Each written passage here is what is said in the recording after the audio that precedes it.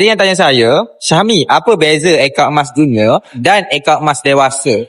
Okey, untuk akaun emas junior ni adalah untuk mereka yang berusia 18 tahun ke bawah.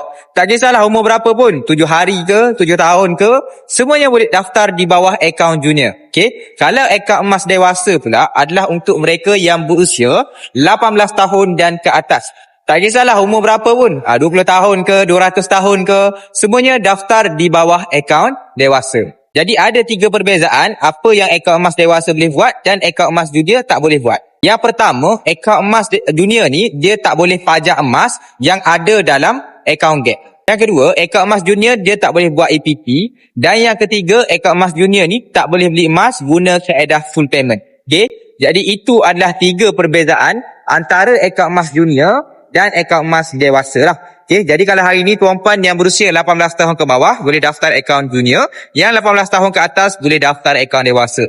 Yang mana yang belum lagi daftar akaun emas public gold, tuan-puan nak daftar akaun emas, anda boleh isi bet biru di bawah untuk saya bantu tuan-puan daftar akaun emas secara percuma.